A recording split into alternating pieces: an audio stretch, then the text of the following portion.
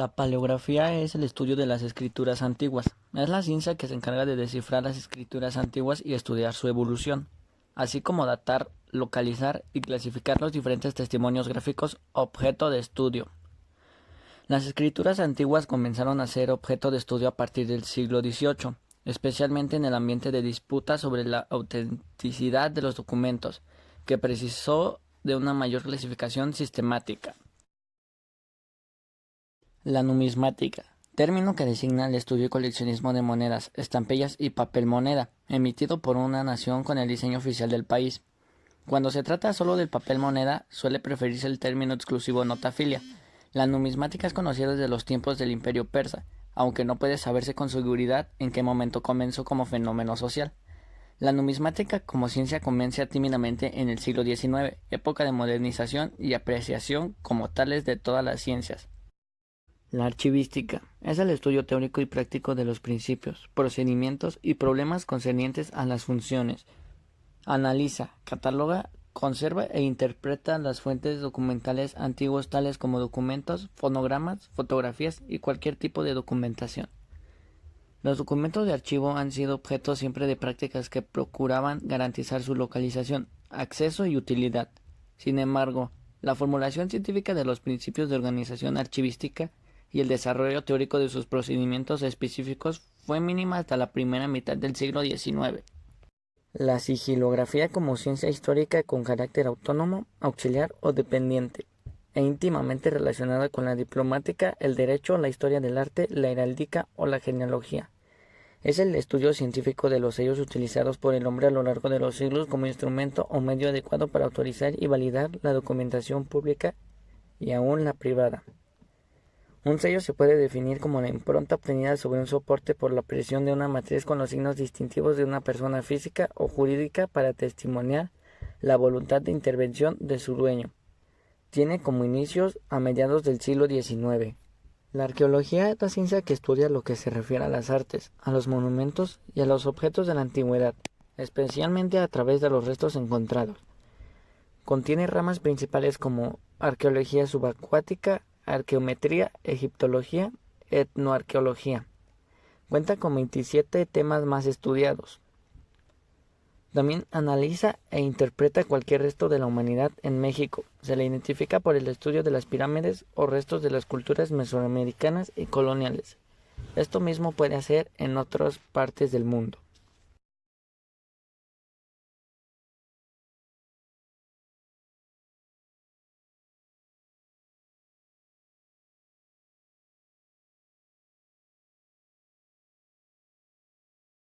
Cronología es una de las ciencias auxiliares de la historia cuya finalidad es determinar el orden temporal de los acontecimientos históricos y es fundamental para la historia. El concepto también es utilizado en otras áreas del conocimiento del ser humano para relatar hechos no históricos en orden cronológico. Una cronología es un repaso de hechos o acontecimientos ordenados de acuerdo con las fechas que se producen. Es válido decir que el manual incluye una cronología de cada etapa histórica. También ordena los sucesos de la humanidad en sucesión de estos en el tiempo.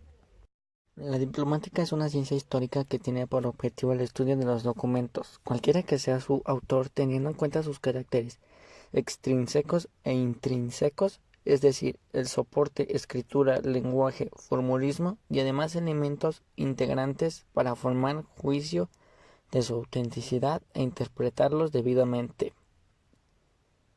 Los hombres de Estado fueron los primeros que dieron a conocer documentos de interés histórico. Fueron quienes lograron penetrar en los archivos señoriales y en los de las antiguas abadías. A partir del siglo XVII comienzan a darse a conocer documentos públicos y privados que pertenecieron a la Edad Media. Genealogía, también conocida como historia familiar, es el estudio y seguimiento de la ascendencia y descendencia de una persona o familia. También se le llama así al documento que registra dicho estudio expresado como árbol genealógico. La genealogía es una de las ciencias auxiliares de la historia y es trabajada por un genealogista. El objetivo principal de la genealogía es identificar todos los ascendientes y descendientes en un particular árbol genealógico y recoger datos personales sobre ellos, como mínimo. Estos datos incluyen el nombre de la persona y la fecha o lugar de nacimiento, matrimonio y muerte. La epigrafía es una ciencia autónoma y a la vez auxiliar de la historia, cuyo objetivo es el estudio completo de las inscripciones, tanto en su estructura, soporte, materia, como su forma, como en su contenido escrito, pero también la función que desempeña tal evidencia.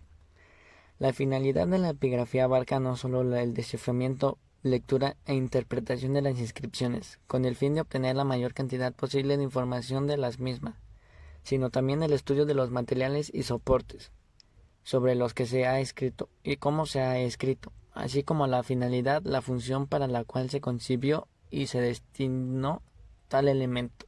Cartografía. Es la ciencia que se encarga de reunir y analizar medidas y datos regiones de la Tierra para representarlas gráficamente a diferentes dimensiones lineales o escala reducida.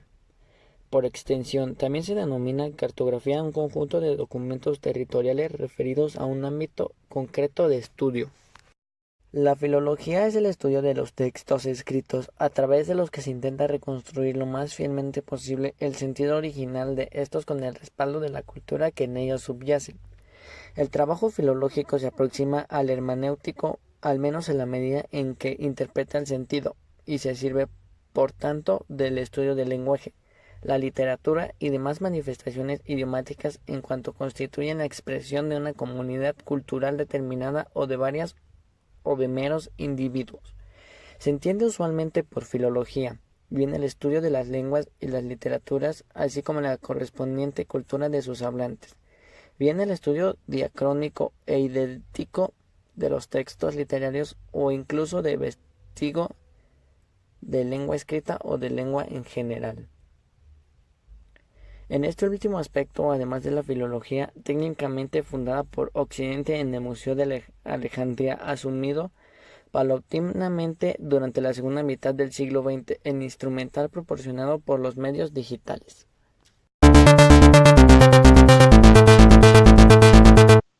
El positivismo como escuela de interpretación histórica.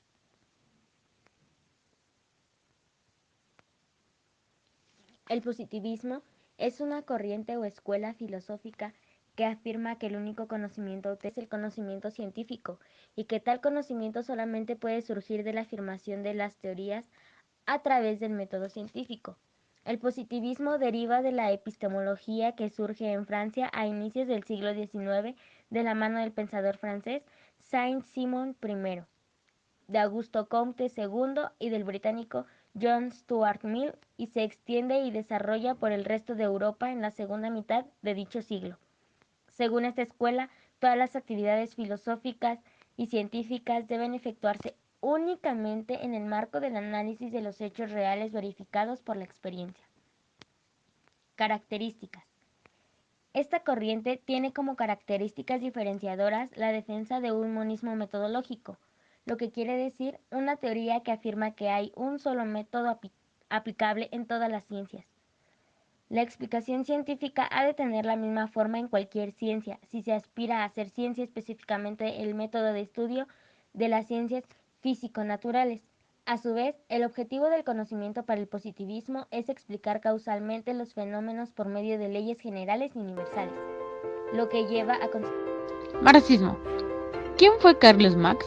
Carlos Marx fue un filósofo, un judío alemán que vivió y luchó entre 1818 y 1883 por haber inventado el comunismo.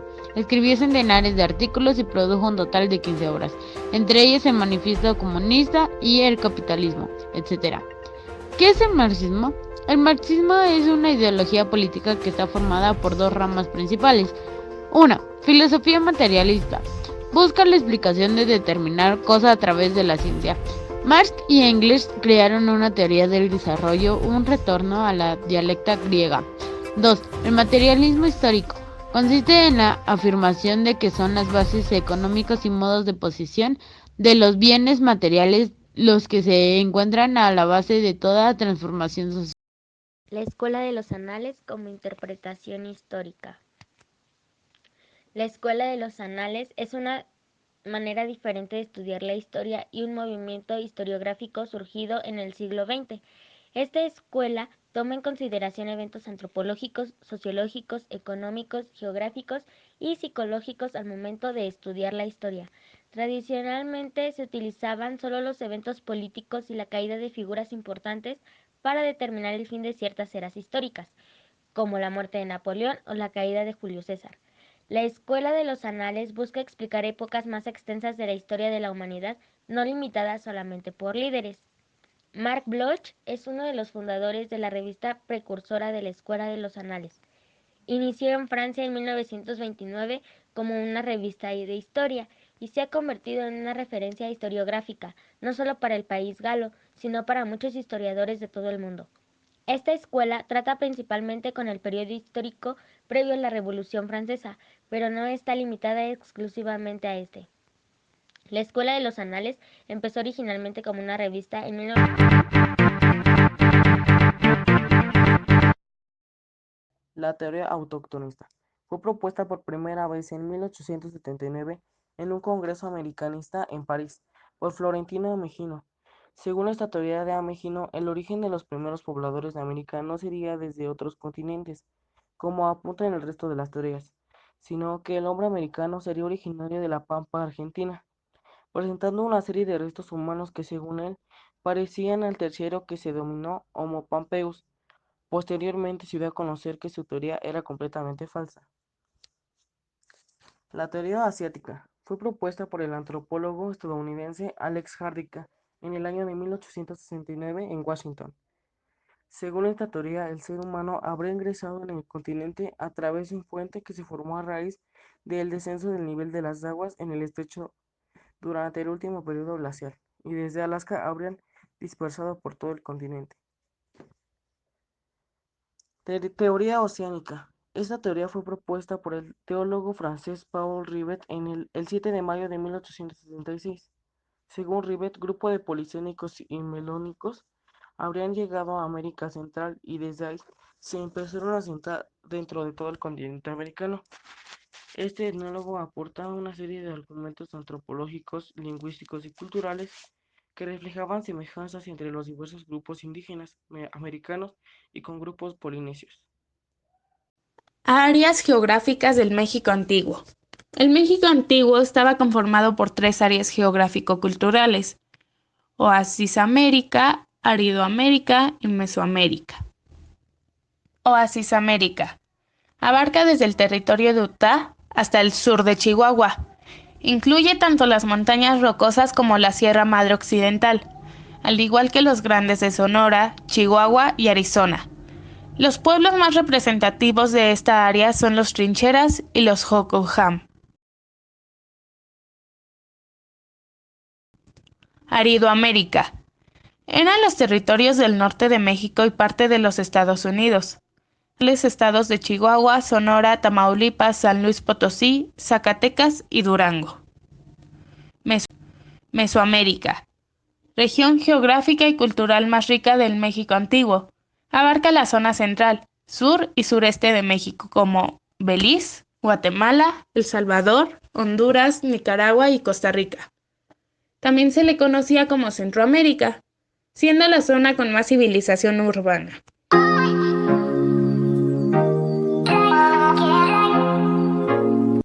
Horizontes culturales del México antiguo.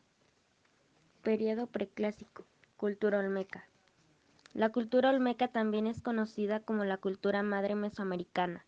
Esta es surgida en el año de 1800 a.C. en la región costera del Golfo de México.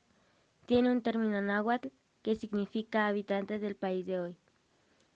En los últimos siglos, los fértiles territorios que corresponden a Veracruz y Tabasco estaban sobrepoblados por grupos agrícolas. Los territorios olmecas se caracterizaban por llanuras aluviales y crestas de colinas bajas con volcanes. Las montañas de Tuxtla se encuentran al norte de la villa de Campeche. Fue aquí en donde se construyeron diversos templos complejos. Tenían aproximadamente 3 centros ceremoniales. Se dice que se construyeron en una montaña, ya que consideran estas como una conexión más cercana entre el cielo y la tierra. La religión de esta cultura influye en el desarrollo social y la visión del mundo. Ellos consideraban todo lo que les rodeaba como seres vivos. ya fuera cuevas, plantas, animales, montañas, etc. Se divide en 3 periodos. San Lorenzo de Tenochtitlan, del año de 1200 a.C. al año 900 a.C. La Venta, del 900 a.C. al 400 a.C. y los 3 Zapotes, de 400 a.C. al 200 a.C. Cultura teotihuacana. Fundación. Es de origen náhuatl y fue empleada por los mexicas para identificar a esta ciudad construida por una civilización anterior a ellos y que ya se encontraban en ruinas cuando los mexicas la vieron por primera vez. A la fecha se desconoce el nombre que le daban sus habitantes originales. Los restos de la ciudad se encuentran al noroeste del Valle de México. Religión. Tlaloc, dios de la lluvia y agricultura. Quetzalcóatl, dios de la sabiduría. Ubicación. El Valle de Teotihuacán, situado entre los de México y Puebla, en pleno corazón del altiplano mexicano. Fue el lugar donde surgió la primera gran ciudad de América. El Tajín. El Tajín es una zona arqueológica precolombina de origen azteca. Se encuentra cerca de la ciudad de Papantla, Veracruz, México. Se cree que la ciudad de Tajín fue la capital del Imperio Totonaca y llegó a su apogeo en la transición al Preclásico, conocido también como periodo epiclásico mesoamericano, entre los años 800 y 1150. El Tajín cuenta con varios campos de juego de pelota y basamentos piramidales.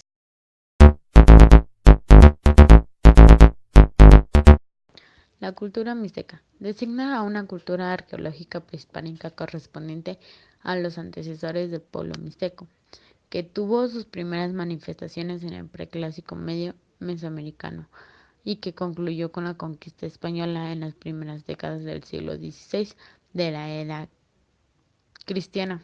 El territorio histórico de este pueblo es la zona conocida como la Mixteca, una región montañosa que se encuentra entre los actuales estados mexicanos de Puebla, Oaxaca y Guerrero. Cultura maya. La cultura maya se refiere a una civilización mesoamericana que destacó a lo largo de más de 2 milenios en numerosos aspectos socioculturales, como su escritura jeroglífica, uno de los sistemas de escritura plenamente desarrollados del continente americano precolombino, su arte, la arquitectura y sus notables sistemas de numeración, así como en astronomía, matemáticas y comprensión de la ecología. Se desarrolló en Guatemala y al suroeste de México, también en Belice, la parte occidental de Honduras y en El Salvador. Durante el periodo formativo, antes de 2000 a.C., se inició el desarrollo de la agricultura y la población se hizo sedentaria, estableciéndose en las primeras aldeas en el periodo preclásico 2000 a.C. hasta 250 después de Cristo. Se desarrollaron las primeras sociedades complejas y se cultivaron los alimentos básicos de la dieta maya: el maíz, el frijol, la calabaza y el chile. Periodo posclásico. Cultura tolteca. Los toltecas alcanzaron su apogeo durante el posclásico entre los años 900 y 1200 después de Cristo. Se establecieron en Tula, en el actual estado de Hidalgo. Dominaron gran parte del centro de México y las costas del Golfo de México, así como parte del Bajío, Querétaro, Guanajuato, Aguascalientes y Jalisco, y el área de Soconusco entre lo que hoy es Chiapas y Guatemala. Los toltecas se dedicaban a la agricultura. Cultivaban el maguey para producir pulque y elaborar diversos objetos con la fibra de esta planta. Crearon distintas piezas de barro, desde ollas y platos para preparar y servir la comida, hasta algunos tubos de drenaje o cañerías que utilizaban para hacer correr el agua hacia los terrenos de cultivo. La cultura tolteca tuvo una gran influencia en Mesoamérica. Además, mantuvo intercambios comerciales con otras culturas que vivían en tierras lejanas como la maya. Para esto, empleaban la semilla del cacao como moneda. Esta costumbre se extendió entre casi todas las culturas mesoamericanas que anteriormente solo usaban el cacao como bebida sagrada. A la caída de Tula, un grupo de pobladores de esta ciudad se dirigió a la región maya. Esto puede verificarse en Chichén Itzá, sitio ubicado en el actual estado de Yucatán, en donde se observa la similitud de las construcciones, algunas esculturas como el chacmol, los atlantes, las serpientes emplumadas y el altar de cráneos.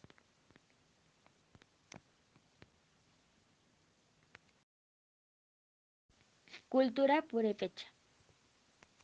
La cultura purépecha fue una civilización mesoamericana que se desarrolló dentro del horizonte cultural posclásico.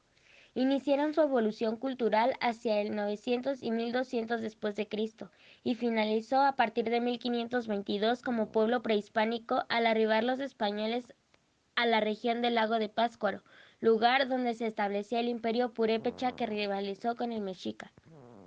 Las crónicas sobre los orígenes de la cultura purépecha, a la cual también se le nombra tarascos, hablan de que estos venían junto a los mexicas en peregrinación, pero que al llegar a la zona del actual Michoacán se apartaron y establecieron a orillas del lago de Pátzcuaro, donde florecieron. Crearon un poder militar y político con la alianza de los tres principales señoríos purépechas, Iguatzío, Tzintzuntzán y Pátzcuaro, que les permitió defender su territorio a los intentos de conquista de los mexicas. A ciencia cierta sobre los orígenes de los tarascos poco se sabe. Algunas hipótesis realizadas por investigadores de esta civilización también hablan de un origen sudamericano propiamente del Perú, basándose en las similitudes encontradas entre la lengua tarasca y la de las culturas peruanas prehispánicas. Los purépechas se ubicaron en el centro de occidente de México, casi en la totalidad del estado de Michoacán y en zonas de los estados de Guerrero, Colima, Jalisco y Guanajuato. La capital del vasto señorío o imperio purépecha se localizó en Tzintzuntzán, a las orillas del lago de Pátzcuaro. La orografía de Michoacán abarca desde la costa hasta tierras altas como las de la Sierra del Centro y la Sierra Madre del Sur. Forman una parte del eje neovolcánico. El paisaje hidrográfico se compone por la costa, ríos y lagos de la región. El río Lerma es uno de los más importantes accidentes hidrográficos, al igual que el lago de Pátzcuaro y una porción del de Chapala, ubicada en el centro de Michoacán. Todo esto se conjuga para dar a la zona cultural de los purépechas un clima que va desde el tropical en la costa y tierras cercanas al mar hasta el clima templado en zonas altas. Esta riqueza medioambiental les brindó abundantes recursos agrícolas, pesqueros, frutícolas y minerales. La organización del conglomerado humano que formó la cultura purépecha se estructuró mediante las clases sociales bien definidas de acuerdo con el estatus político, religioso o económico del individuo. La cabeza de la pirámide social la ocupaba el Calzonzi, quien era el gobernante supremo, similar al tlatoani mexica. Le seguían los sacerdotes encargados del culto religioso, los guerreros y debajo de ellos los mercaderes, la gente sencilla o plebeyos y los esclavos en último lugar. El Cazonzi, al cual también se le conoce como Irecha, era la cabeza de la organización política. Este designaba a los caciques de las poblaciones bajo su dominio. Entonces, después del Irecha seguían los caciques, que eran muchas de las veces parientes del Irecha. En la estructura de gobierno sobre el Irecha recaía todo el poder administrativo, militar y religioso. Su lugar después de su muerte lo ocupaba la mayoría de las veces su hijo. También un grupo de personas de la nobleza ayudaba a gobernar al Cazonzi. Esos eran como una especie de consejo administrativo. Y su tipo de gobierno de la cultura purépecha fue monárquico teocrático. La cultura mexica. La cultura mexica es la última de las grandes culturas mesoamericanas. Sucumbió en 1521 al dominio de los conquistadores españoles, terminando así alrededor de 200 años de historia de este pueblo prehispánico que aún es motivo de estudio y que además su legado continúa presente en el México de hoy. En el territorio que actualmente es llamado Ciudad de México, el pueblo mexica en 1325, sobre un islote del lago que existió antiguamente en la región del Valle de México, inició la edificación de la ciudad de Tenochtitlan, población desde la cual iniciarían el dominio de pueblos vecinos, situación que le permitiría ser la civilización más importante en Mesoamérica durante el periodo posclásico. Si bien los mexicas fueron una cultura de gran influencia que extendió sus dominios más allá del centro de México, No fue así durante su llegada al valle, ya que durante la época de su arribo y durante algunos años más vivieron bajo el yugo de los pueblos ya establecidos en la región. A continuación pasaremos a conocer los aspectos básicos de esta importante civilización mesoamericana. Los mexicas, como las demás tribus nahuas, se establecieron en el altiplano central, migraron del norte de México. Los mexicas de su origen cuentan que procedían de Aztlán y que fundaron México Tenochtitlan en el lugar donde su dios Huitzilopochtli les vaticinó encontrarían un águila sobre un nopal devorando una serpiente. Así nació Tenochtitlan en 1325. El poder político y militar de la ciudad de Tenochtitlan se comenzó a gestar hacia el año de 1427 con la alianza de los pueblos de Tlacopan, Texcoco y Tenochtitlan, que juntos se sacudieron el yugo de los tepanecas de Azcapotzalco. De ahí en adelante, la cultura mexica crearía una organización política, militar y económica notable que fue interrumpida por la llegada de los españoles a su llegada al centro del Imperio Mexica en 1521. Desde la peregrinación que los llevó al Valle de México, los mexicas se organizaban en calpulis. Estos eran sociedades de individuos pertenecientes a un mismo linaje y a su vez estos calpulis se dividían en dos categorías sociales, los llamados pillis, o sea los nobles, y los macehuales, que era gente común. Los pillis dentro de la organización social mexica realizaban las tareas de administración de justicia y el gobierno de la población. Los macehuales fueron hombres y mujeres encargados de sustentar a la comunidad con sus diversos trabajos, agricultores, artesanos, etc. Los mayeques fueron otro grupo social. Estos eran individuos que trabajaban las tierras de los nobles, en calidad de siervos y muchas de las veces fueron gente de pueblos conquistados por los mexicas. Los esclavos eran también parte de la sociedad mexica. Esta era una condición adquirida, ya sea de manera voluntaria al venderse a sí mismos o como pago de algún delito cometido, pudiendo obtener su libertad al saldar su pena o su deuda. En la organización política de los mexicas sobresalían tres figuras principales. Estos eran el Tlatoani, el Tlacocan y el Cihuacóatl. El primero era la cabeza del Estado mexica, el segundo fue una especie de consejero del gobierno, y el tercero se puede decir que tenía el papel de un vicepresidente, ya que además de ayudar en la administración del gobierno, este tomaba el lugar del Tlatoani cuando por diversos motivos se ausentaba de la cabeza del gobierno, generalmente cuando partía a dirigir campañas de sometimientos de otros pueblos.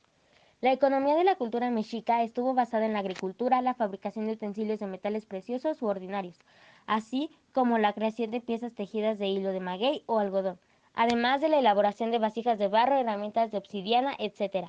Todas estas cosas anteriormente mencionadas se intercambiaban en mercados como el de Tlatelolco, pagándose mediante el trueque o recibiendo y dando como pago granos de cacao o polvo de oro.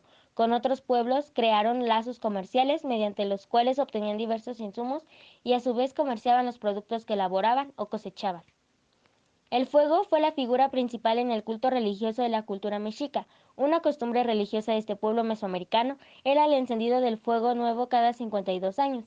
La cultura mexica manejaba una religión politeísta.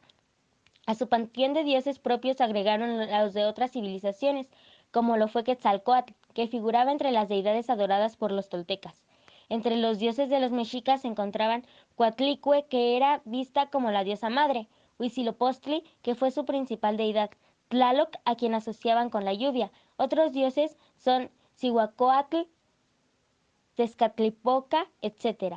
Entre las costumbres religiosas se puede mencionar las llamadas guerras floridas, cuyo objetivo fue el de conseguir prisioneros para ofrendarlos en sacrificio al ritual religioso.